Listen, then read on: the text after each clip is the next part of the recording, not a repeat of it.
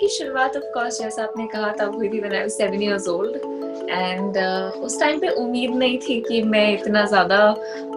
Persistent continue कर पाऊंगी you know because family वगैरह हर इंसान आई फील उस टाइम पे जितने भी लोग रहे हैं लाइफ में उनको लगा कि यू नो बच्चे के शौक होते हैं so this is one of those phase जो आके चला जाएगा like today she wants to become an actor कल she'd want to become a doctor you know how kids are आज कोई गेम देखा तो we want to do that तो इनिशियली तो मामा पापा ने इसलिए सपोर्ट किया बिकॉज दे वर लाइक चलो ठीक है यू नो मैं इंसिस्ट कर रही हूँ let's get on with it but terms and condition कुछ ऐसी थी कि एग्जाम्स मिस नहीं हो सकते आप स्कूल बंक नहीं कर सकते तो कितना ही कुछ हो जाए बेटा this is not an escape route and if you wanting to act because school नहीं जाना पड़ेगा तो वो तो होगा नहीं तो दैट वाज लाइक एक फिक्स्ड टर्म एंड कंडीशन तो आई रियलाइज्ड कि जितना आसान लोगों को उस टाइम पे लग रहा था कि ओ वाह टीवी वो एक्चुअली डबल मेहनत हो गई थी बिकॉज शूट भी करना होता था स्कूल भी जाना होता था तो काफी सारी चीजें मैनेज करनी थी बट आई रियलाइज्ड कि यू नो एक कहावत है where there's a will there's a way so I feel like वही मेरे केस में रहा है बिकॉज हो सकता है बाकियों को रियलाइज करने में टाइम लगा हो that I really want to do this as a career parents को रियलाइज हो गया था बट उन्होंने बहुत सारी एक्सपेक्टेशंस नहीं रखी थी बिकॉज वो मुझे बर्डन नहीं करना चाह रहे थे but they kind of knew कि मैं हमेशा से थोड़ा consistent रही भी हूँ if I've picked something तो I've continued and वही केस था with acting and from there on to here I am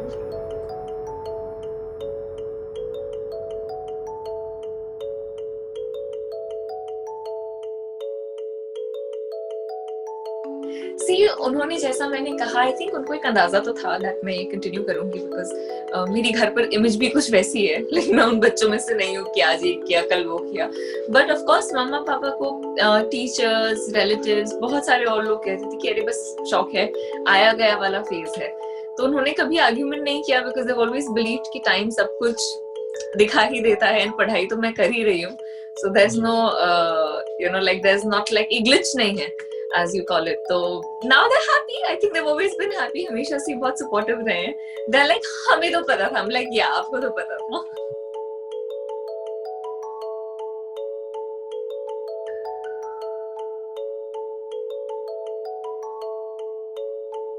जब बिग बॉस ऑफर भी हुआ था तो I was quite blown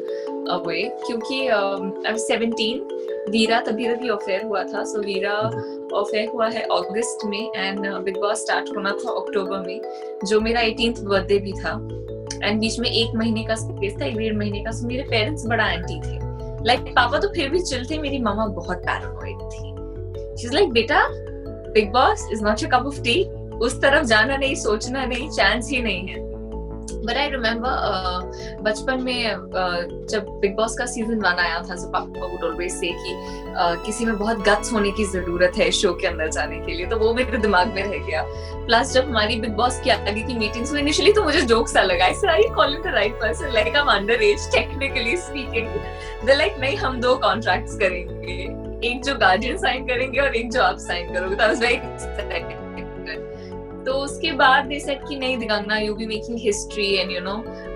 18 and then मुझे क्लिक हुआ कि इससे ज्यादा अच्छा 18 क्या हो सकता है like 18 is supposed to be independence and मैं बिग बॉस की घर में क्रेजी आइडिया तो मैं बहुत कन्विंस्ड थी लाइक ऑफ कोर्स मैंने उनको कहा कि मैं ना लड़ाई कर सकती हूँ ना झगड़ा कर सकती हूँ ना ऊंची आवाज में बात कर सकती हूँ गाली गलौज तो बहुत दूर की बात है तो मैं बिग बॉस मतलब जो एक स्टीरियोटाइप है ना कि लोग फ्रस्ट्रेट हो जाते हैं घर में एंड देन बहुत सारे ड्रामे और तमाशे होते हैं ऐसे आप मुझसे वो एक्सपेक्ट नहीं कर सकते so initially they were like बेटा हर किसी का वो साइड दिख जाता है एक बार घर जाने के बाद बट इंटरेस्टिंगली बिग बॉस की मेरी पूरी जर्नी जिन्होंने भी फॉलो की है I am sure they know that ऐसा कुछ हुआ नहीं मैं बहुत ही काम थी इनफैक्ट शो से बाहर आने का रीजन वाज टाइफॉइड तो that was I am pretty happy like एक अच्छा एक्सपीरियंस था स्क्रिप्टेड नहीं था 24/7 कैमरास हैं सी मैक्सिमम आपको बोला जा सकता है कि आप लोग अपनी फीलिंग्स को छुपा रहे हो या आप यू नो एक सर्टेन अमाउंट ऑफ प्रोवोक किया जा सकता है सी अल्टीमेटली साइकोलॉजिकल गेम है बहुत ज्यादा बिकॉज कई लोग बिहाइंड द सीन्स बैठ के आपकी हर एक्टिविटी को देख रहे हैं सो फॉर इंस्टेंस मैंने किसी को जाके कहा कि यार ये बंदा मेरा बहुत अच्छा दोस्त है हो सकता है वो ऐसा टास्क जानबूझ के डेवलप करें जहां आपको उसके एंटी खड़े होना पड़े यू नो, ताकि you come at a spot. वो सारी चीजें हो सकती हैं, बट कोई आपको स्क्रिप्ट लिख के देगा आपको क्या बोलना है, ऐसा तो कुछ नहीं होता है।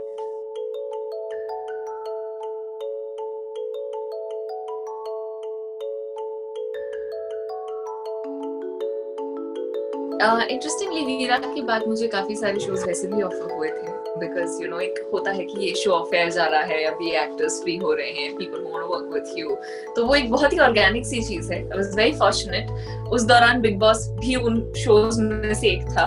सो आई चोज बिग बॉस। सबको लगा बिग बॉस के बाद अब ये यू नो कोई और शो प्लान करेंगी and all that stuff. Big boss के बाद टेलीविजन तो touch wood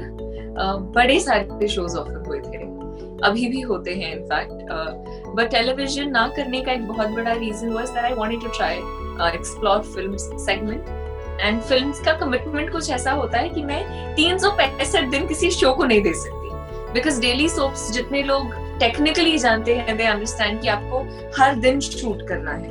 you know. And मैं पार्शियल कमिटमेंट जैसा कुछ मेरे समझ में नहीं आता कि आप ये भी कर रहे हो और आप वो भी कर रहे हो। एंड मैं फिल्मों में किरदार नहीं करना चाह रही थी, I wanted to play the lead role. And lead role की एक अपनी डिमांड होती है, एक अपना टाइम कमिटमेंट होता है, एक फिल्म के स्केड्यूल्स बड़े सारे शिफ्ट होते हैं, and I needed to work. अपने आप पर भी मेरे बाल बहुत लंबे थे, मैं ज्यादा प्लम्पी भी थी, वो वाला स्पेस था। तो आई रिमेम्बर लिटरली जिसको दिल पे पत्थर रख के शोज रिफ्यूज करना बोलते हैं ना, मैं उस फेज में थी right after big boss, because left right centre you know like वो सारे शोज जो मैं एक्चुअली करना पसंद करती या मैं देखना पसंद करती हूँ, वो सारे ऑफर हुए and I had to be like not right now but I've enjoyed because अच्छी फिल्म में करने का मौका मिला, अभी भी कर रही हूँ, so I'm happy that way.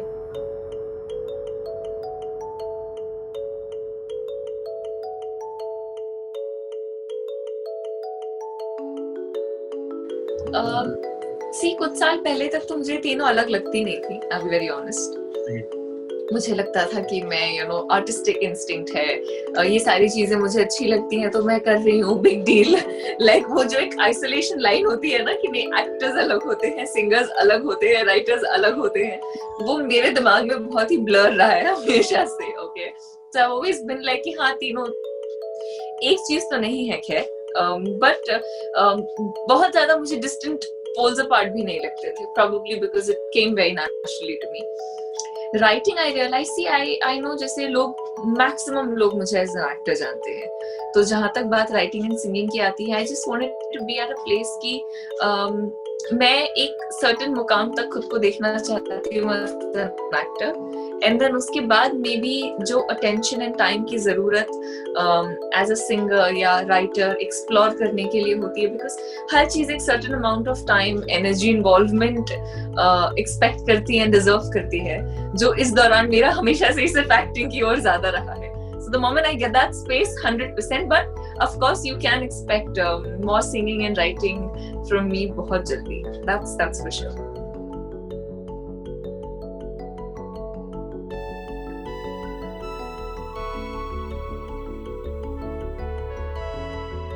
पहले तो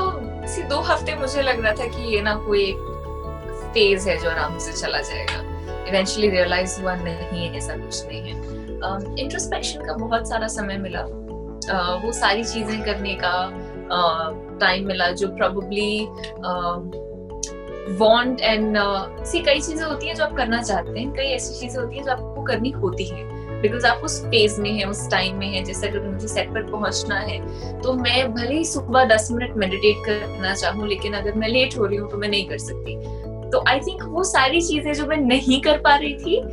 इंस्टेड ऑफ मैंने रियलाइज किया कि अब मैं बैठ के शिकायत करूं कि मैं शूट नहीं कर पा रही हूँ, ये नहीं हो रहा है, वो नहीं हो रहा है, उससे बेटर है मैं वो चीजें करूं जो मैंने नहीं की है इतने टाइम में, जो मैंने काफी एंजॉय किया। इंट्रोस्पेक्ट करने का टाइम मिला, बिकॉज आई थिंक कई बार, एटलीस्ट मेरे केस में, आप चलते जाते हो, मैंने स्टॉप थिंकिंग कि कहाँ जा रहे हो, क्यों जा रहे हो, क्या पर्पस है, you know. So I feel मैं थोड़ी वैसे भी ज्यादा फिलोसॉफिकल हूँ, तो मुझे तो मजा आया ऑनेस्टली। थोड़ा ज्यादा अब हो गया है बिकॉज अब शूटिंग बहुत स्लो हो गई है, शूटिंग स्टार्ट नहीं हो पा रही है बिकॉज बिगर यूनिट्स हैं, तो कहीं ना कहीं I am missing that is definitely a fact. जहां तक घर के काम करने की बात आती है तो मैंने कुछ नहीं किया है, मैंने एक 3-4 बार केक बनाया था, 2-3 और चीजें मजे के लिए बनाई थी, लेकिन अगर हमारे घर का खाना मेरी कुकिंग पे डिपेंड हो गया तो हम भूखे रह जाएंगे। तो ऐसी जिम्मेदारी मुझे नहीं दी जाती बिल्कुल भी। लेकिन एक कंडीशन थी जो मैंने खुद से भी रियलाइज की कि ऑफ कोर्स कोई डोमेस्टिक हेल्पर नहीं है, एंड हर चीज मम्मा पापा, मुझे, हम 3 लोग ही रहते हैं इस घर में, तो वी हैड टू मैनेज। तो मम्मा का इतना था, बेटा तुमने जो जहां से निकाला है उसको वहां पर वापस रखना, कोई फैलान नहीं होनी चाहिए। सो आई फील वो कुछ चीजें हैं जो आई मैनेज्ड। अपनी चीजें, लाइक मैंने अपने जूते चप्पल सारे बैग्स निकाल के, फंगस ना आ जाए, ह्यूमिडिटी लेवल भी बहुत ज्यादा है बॉम्बे में, तो वो सारी साफ सफाई की है। That's the matter of fact.